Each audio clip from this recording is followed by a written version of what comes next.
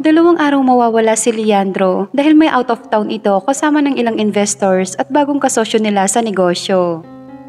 Be sure that you will take your medicine on time, okay? Bili ni Leandro sa kanya. Oo, salamat. Sagot naman niya.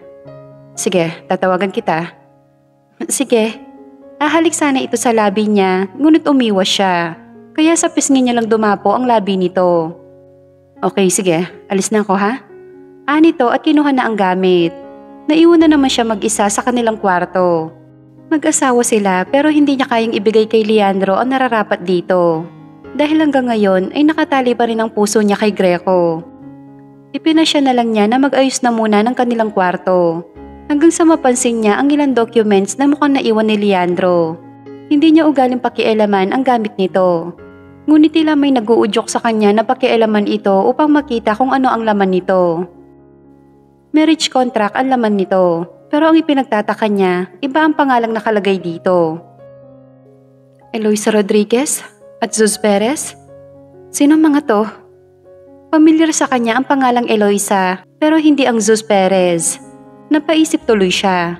Ano ang ginagawa ng marriage contract ng mga ito sa gamit ng kanyang asawa? Bigla tuloy siyang napaisip. Nag-stay si Greco sa hotel dahil hindi maganda ang pakiramdam niya ngayong araw. Bukod sa marami siyang nainom ng nakaraang gabi, ngayon lang siya nakaramdam ng sobrang pagod. He sent someone to be with the investors para sa kanilang out of town. Ang kanyang mga tauhan na kamakailan lang ay dumating din sa Pinas. Lahat sila naka-check-in sa hotel na pinamamahalaan nila Ashley. Ayaw niya sanang tumawag sa receptionist ng hotel pero iba talaga ang pakiramdam niya. So he decided to dial the connecting line sa intercom ng receptionist area ng hotel. Nagring ang intercom, ngunit may inaasikaso pang bagong dating na guest ang kanilang receptionist. Kaya naman si Ashley na lang ang sumagot. Kakababa lang niya mula sa kanilang kwarto upang magtungo sana sa opisina nila sa ground floor. Yes, good afternoon. This is Miss Ashley. How may I help you? Sagot niya. Ashley? Basag ang boses ni Greco sa kabilang linya. Medyo hirap siya dahil sa ang init-init ng kanyang katawan. Greco? Paniniguro ni Ashley. Can you call a doctor? Ha? Bakit? Ano nangyari sa'yo? Just a call doctor, please. Okay, ako nang bahala. Hindi na niya hinintay na sumagot pa ang binata. Agad siyang tumawag sa kanilang doktor upang papuntahin sa kanilang hotel. Matapos noon, ay hinanap niya kung saan naka-check-in na room si Greco sa listahan ng mga guests. At agad na nagpasama sa isang tauhan para magtungo roon. Nakakailang katok na sila, ngunit walang Greco nagbubukas ng pinto, kaya ganoon na lang ang kaba sa dibdib niya. Hindi niya maipaliwanag ang nararamdaman. She's praying that he's okay, he will be okay. Kunin mo na yung susi. Utos niya sa kanyang tauhan. Tumango naman ito at agad na umalis. Inulit niya ang pagkatok at ganoon pa rin. Wala siyang naririnig na pagkilos mula sa loob ng kwarto. Ilang sandali pa ay bumalik na ang kanyang tauhan at gamit ang kanilang duplicate key ay binuksan ang pinto ng kwarto kung saan nag-stay si Greco. Nanlaki ang mga mata niya nang makita ito na nakahandusay sa sahig. Greco? Niya at agad na lumapit dito. Punong-puno ng pag-aalala ang boses niya. Nahimatay yata ma'am, tsaka ang taas ng lagnat niya. Ng tauhan na kasama niya. Dahil sa buntis, hindi ganoong kalakas ang puwersa niya para buhatin ito. Ako na lang ma'am. Ng tauhan, mabuti na lang at lalaki ang nakasama niya, kaya naman madali lang nitong naihiga si Greco sa kama. Naku ma'am, siguro kailangan muna natin punasan siya ng bimpo. Nito.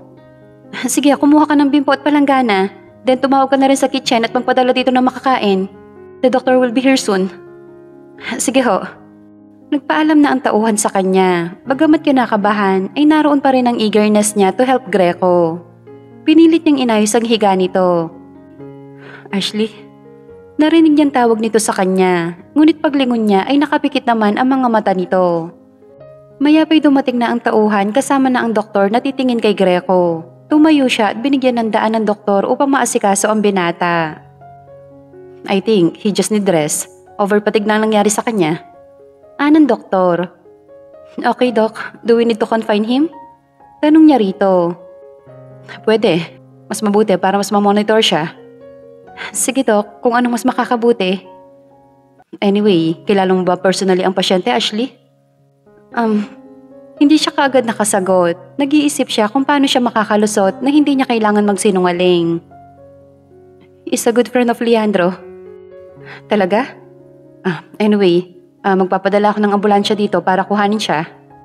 Sige, Doc.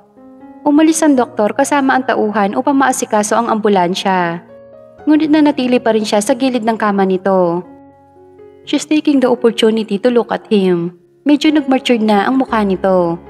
Makikita na ang ilang wrinkle sa noo nito. Wala sa loob na hinawakan niya ang pisngi nito. Nagulat pa siya nang hawakan ni Greco ang kamay at nagmulat ng mata. Ashley, his voice is powerless. Magpahinga ka na muna. Mamaya lang nandito ng ambulance to pick you up. Aniya. Why did you marry him? Tumitig siya sa mga mata nito. Paano nga ba niya sasabihin dito ang dahilan ng pagpapakasal nito kay Leandro? Do you love him? Tanong nito. Hindi pa rin siya sumasagot. Umiwas lang siya ng tingin dahil nagbabadya ng tumulo ang kanyang mga luha. Pinilit ni Greco na makaupo. Makakasama sa'yo yan. Bakit ayaw mong sagutin ang mga tanong ko? Dahil wala naman akong maisasagot sa'yo. Walang maisasagot? O ayaw mong sagutin? Well, you're making things harder for me. Bakit? Mahirap bang sagutin? Oo, mahirap dahil di ko maintindihan kung bakit kailangan magkita tayo ulit. Gayong pinipilit kong kalimutan ka. Dahil biktima tayo ng pagkakataon.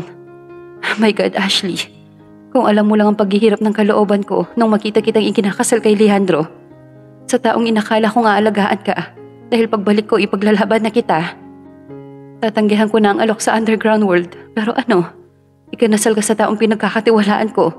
Mga traitor kayo. Ikaw ang dahilan kung bakit ako naikasal kay Leandro upang mailigtas ka namin dalawa. Mailigtas? Oo, dahil ang nangyari sa'yo sa Australia ay pakala ng sarili mong ama. Nagulahan si Greco. Hindi ako nagpakasal kay Leandro dahil mahal ko siya. Mahal kita, Greco, kaya nagpakasal ako kay Leandro para hindi ka ipapatay ng sarili mong ama. Umiiyak siya habang sinasabi ang mga bagay na yon. Hindi totoo yan. Isa sa dahilan kung bakit pumayag si Leandro na pakasalan ka Pumayag siyang pakasalan ako upang iligtas ka. Hindi totoo yan. Siya ang bago leader ng kalaban kong grupo ng mga mafia. At hindi Leandro ang tunay niyang pangalan. Sus Perez. Nanlaki ang mga mata niya sa narinig. Ano sinasabi mo? Huwag kang gumawa ng kwento. Why should I? Kasal siya sa isang babae. At ang kasal niya sa'yo ay walang bisa. Peke, yan ang totoo. Lalong naguluhan si Ashley. Hindi niya ma-absorb ang mga sinasabi ni Greco. Hanggang sa dumating ang medical personnels na siya magdadala kay Greco sa hospital. Hindi natapos ang kanilang pag-uusap. Lalo siya naguluhan. Naging palaisipan lahat sa kanya. 2 araw ang matuling lumipas, ngunit hanggang ngayon ay bumabalik pa rin kay Ashley ang mga napag-usapan nila ni Greco. Parang sirang plaka na paulit-ulit niyang naririnig ang sinabi ni Greco. Napapitlag siya na mag-ring ang telepono.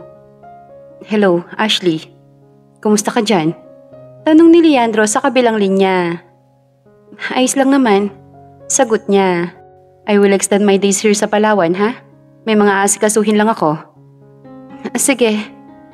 May problema ba? Wala naman. Ingat ka dyan, ha? I will. Nga pala, di ka naman ba ginugulo ni Greco dyan?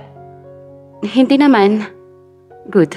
As much as possible, hindi ka maglalapit o magkikipag-usap sa kanya, okay? Oo na. Sige, tawagan kita ulit once na maayos ko ang mga bagay-bagay dito. Ano bang gagawin mo dyan sa Palawan? May tatapusin lang. Basta tatawagan na lang kita. Sige. Pagkababa niya ng telepono, ay muli siya nahulog sa malalim na pag-iisip. Parang gusto tuloy niyang maniwala sa sinabi ni Greco. Naalala niya ang marriage contract na nakita niya. Muli niyang hinanap yon sa kanyang pinaglagyan. Zus Perez? Basa niya sa pangalan nakarehistro sa marriage contract na yon. Para sumisikip ang dibdib niya sa mga nalalaman. Hanggang sa makaramdam siya ng pananakit sa kanyang balakang. Ang sakit ay gumagapang hanggang sa kanyang mga paa. Nawawala na siya ng lakas. Hindi niya maintindihan ang nangyayari sa kanya. Pinilit niyang makalapit sa intercom upang matawagan ang kanilang receptionist. Pasakit ng pasakit ang kanyang balakang. Para siyang maiihi na madudumi nang di niya mawari. agad na isinugod si Ashley sa emergency room ng pinakamalapit na hospital. Sa hospital, kung naroon din si Greco na palabas pa lang mula sa kanyang pagkaka-confine. Ashley? Ani niya at sinundan ng tingin ng stretcher na may dala rito patungong emergency room. After niyang mabayaran ng bill ay sumunod siya sa emergency room. Ano nangyari? Tanong niya sa isang nurse na nakasalubong. Emergency delivery sir. Sagot nito at nagmamadali nang pumasok sa ER. Napaisip siya, ano nangyari? Nasaan si Leandro? Excuse me sir, kaano-ano niyo po yung pasyente? Tanong ng isa pang nurse na nakalabas mula sa ER. Kaibigan, sagot naman niya. Kailangan na naming sir ang details ni ma'am. Pwede po ba kayo na lang po ang mag-fill up nito? Kinuha niya ang record folder na ibinigay nito. Inilagay niya ang mga detalyeng alam niya kay Ashley at pagkatapos ay binalik sa nurse. Sige sir, salamat po. Maya pa'y nakita niyang inilabas si Ashley sa ER na naka-wheelchair. Ashley? Greco? Nasaan ba si Leandro? Nasa Palawan pa. Okay, sige. Ako na muna magbabantay sa'yo. Excuse me sir, need na naming ilipat si ma'am sa delivery room. Manganganak na siya? Opo. Naiwan natitigilan si Greco. Hindi kaagad siya nakasunod sa delivery room. 7 buwan pa lang muna nang ikasalang dalawa, so delikado ang panganganak nito. Hindi siya mapalagay, kaya naman sumunod siya sa delivery room kung saan dinala si Ashley. Sa labas ng delivery room ay naupo siya sa bench na naroon. Naisip niyang tawagan ng inuupahang investigador. Kailangan malaman niya ang bagong impormasyong na itawag nito sa kanya kanina lang bago siya mag-check out sa ospital. Sir, wala sa Palawan ng taong pinapasubaybayan mo sa akin. Nandito ako ngayon sa eroplano kung saan nakasakay din siya, patungong Mexico. Anong gamit niyang pangalan? Nalaman mo ba? Yes sir, Jesus Perez. Pero parehong tao ang tinutukoy ko, tama? Oho, at isa pa, mukhang di basta-basta tao ito sir. Naka-VIP sila ng mga kasama niya. Sinong kasama niya? Asawa at anak niya. Napatiimbagang siya sa narinig. Walang hiyang Leandro. Mahal, bakit hindi tayo pwedeng magtagal dito? Besides, gusto kong bumisita sa resort mo. Hindi maganda ang lugar na yon para sa'yo o para sa anak natin. Kaya please, layuan mo ko kahit saglit. Sinisira mo ang plano ko. Pero asawa mo ko. Soon, our divorce will be legal. Kaya don't give me that trash alibi. Sino nagsabi sa'yo na pipirmahan ko yon? Pipirmahan mo ang papel na yon. Maliban na lang kung gusto mong patayin ko ang pamilya mo. How dare you? Tumawa lang si Leandro. Anyway, kukunin ko ang anak ko. Dahil hindi mo siya mapapaaral nang walang tulong ko. Hindi. Easy, Eloisa. In the first place, ikaw ang may gusto ng hiwalayan na yan. Alam ko, pero dati pa yon. Huli na. Ngunit hindi alam ng babaeng yun ang lahat. Sasabihin ko din sa kanyang lahat. Soon, kaya huwag mong sirain ang plano ko. Naiiyak na umayos ng upo ang babae na may dumating na flight steward at ihain ang pagkain nila. Ilang oras din siya naghintay sa labas ng delivery room. Congratulations sir, it's a baby boy. Ng doktor na kumaway pa sa kanya. Do we need to incubate the baby? Tanong niya. No sir, mamaya lang ililipat na ang baby sa nursery room. Hindi na kailangan i-incubate. Pero, well, congratulations. Pwede mo na makita maya-maya lang ang mag-ina mo. Parang may haplos sa puso niya ang sinabi nito sa kanya. Bagamat nandoon pa rin siya sa isiping napagkamala lang siya ng doktor na siya ang ama ng bata. Isang nurse ulit ang lumapit sa kanya upang papirmahan ang paglipat ni Ashley sa isang private room. Salamat sir, maya-maya lang ho, pwede na kayong sumunod doon. Nito at tinasikaso na ang paglipat ni Ashley ng kwarto. Napabuntong hininga siya. At ganoon na lang ang kakaibang damdaming nangibabaw sa kanya nang makita ang baby na inilabas ng nurse. Halika sir, pwede naman po kayong sumabay sa paghatid muna sa baby sa nursery room. Ng nurse. Sumunod naman siya rito. Hindi niya maipaliwanag ang kakaibang nararamdaman ng mga oras na yon. May kakaibang kaba siyang nararamdaman.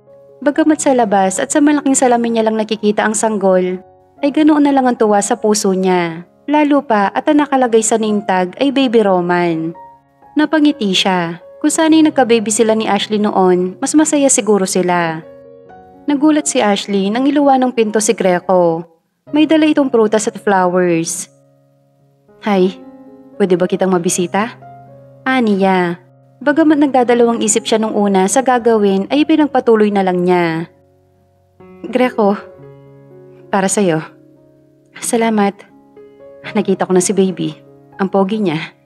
Biglang napalingon si Ashley. May alam na kaya ito? Magiging masaya siguro si Leandro kung makikita niya ang anak niyo. Hindi ko pa nakikita ang anak ko. Nahimatay ako kanina eh. Ire-request natin na dalhin siya dito. Pwede ba yon? Oo naman. Bakit ka nga pala narito? Dinala ko ng aking mga paa kung saan naroon ang nagmamayari ng puso ko. Nag-blush siya sa sinabi nito. Ano ko ba, Greco? Tigilan mo nga ako sa mga padali mo? I mean it. Katahimikan ang pumalot sa kanilang dalawa. Patutunayan ko sa iyong sinasabi ko noong isang araw. You don't deserve that man. Biglang bumalik sa kaseryosohan ang binata. May sasabihin ako sa'yo. Ano yon? Hindi si Leandro ang ama ng baby. Sino kung ganon? Ikaw. Ano? Kahit kailan, walang namagitan sa amin ni Leandro, Greco. You mean ako ang ama ng baby? Tumango siya. Inaasahan ni Ashley na magagalit ito pero nagulat siya nang yakapin siya ni Greco. Oh Ashley, kung alam mo lang kung gaano ako kasaya. Tinitigan niya ang mga mata nito. Wala siyang iba na babanaag ng emosyon kundi ang kasiyahan. Totoo ngang masaya ito sa narinig, ngunit paano si Leandro?